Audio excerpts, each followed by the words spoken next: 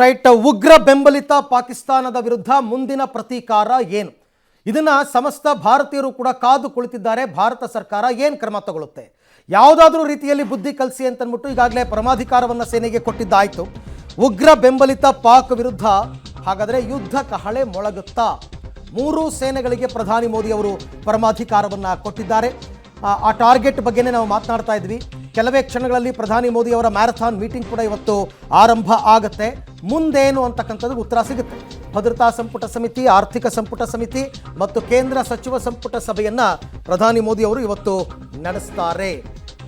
ಆ ನಿಟ್ಟಿನಲ್ಲಿ ಪಹಲ್ಗಾಮ್ ದಾಳಿಗೆ ಪ್ರತೀಕಾರ ಏನು ಅಂತಕ್ಕಂಥದ್ದು. ಬಟ್ ಸೇನಾ ರಹಸ್ಯಗಳು ರಹಸ್ಯವಾಗಿರುತ್ತೆ. ಅದು ಆ್ಯಕ್ಷನ್ ಆಗೋ ತನಕನೂ ಕೂಡ ಏಕಾಏಕಿ ಅದನ್ನು ಪಬ್ಲಿಕ್ ಡೊಮೈನ್ಗೆ ತರೋದಕ್ಕೆ ಬರಲ್ಲ. ಸಭೆಗಳಂತೂ ನಡೀತಾ ಇದೆ. ನಿಮಗೊಂದು ಅನ್ನಿಸ್ತಾ ಇದೆ, ಏನೋ ಮಹತ್ವದ ನಿರ್ಧಾರವನ್ನು ನಮ್ಮ ದೇಶ ಕೈಗೊಳ್ತಾ ಇದೆ ಪಾಕಿಸ್ತಾನದ ವಿಚಾರದಲ್ಲಿ. ಇದನ್ನು ನಾವು ಹೇಳ್ತಾ ಇರೋದಲ್ಲ. ಪಾಕಿಸ್ತಾನದ ಸಚಿವನೊಬ್ಬ ಕೂತ್ಕೊಂಡು ಅವರ ದೇಶದಲ್ಲಿ ಹೇಳ್ತಾನೆ, ಮುಂದಿನ 24 ಗಂಟೆಯಿಂದ 36 ಗಂಟೆ ಒಳಗಡೆ ಭಾರತ ದಾಳಿಯನ್ನು ಮಾಡಬಹುದು, ನಾವು ಕೂಡ ಅದಕ್ಕೆ ಸನ್ನದ್ಧರಾಗಿದ್ದೇವೆ ಅಂತ ಪಾಕಿಸ್ತಾನದವ್ರು ಹೇಳ್ತಾರೆ.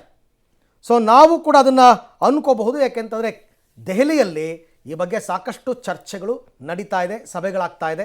ಇವತ್ತು ಒಂದು ರೀತಿ ವೆರಿ ಇಂಪಾರ್ಟೆಂಟ್ ಮೀಟಿಂಗ್ ಅಂತ ಹೇಳ್ಬೋದು. ಇವೆಲ್ಲ ಭದ್ರತಾ ಸಮಿತಿಯ ಸಭೆ ಆಗ್ಬೋದು ಅಥವಾ ಹಣಕಾಸು ಸಮಿತಿಯ ಸಭೆ ಆಗಿರ್ಬೋದು, ಮತ್ತು ಕ್ಯಾಬಿನೆಟ್. ಈ ಪಹಲ್ಗಾಮ್ ಅಟ್ಯಾಕ್ ಆದ ನಂತರ ನಡೀತಾ ಇರ್ತಕ್ಕಂಥ ಮೊದಲ ಕ್ಯಾಬಿನೆಟ್ನಲ್ಲೂ ಕೂಡ ಪ್ರಧಾನಿ ಮೋದಿಯವರು ಸೂಕ್ಷ್ಮವಾಗಿ ಎಲ್ಲರಿಗೂ ಕೂಡ ಅದನ್ನು ಹೇಳ್ತಕ್ಕಂಥ ಸಾಧ್ಯತೆ ಇದೆ.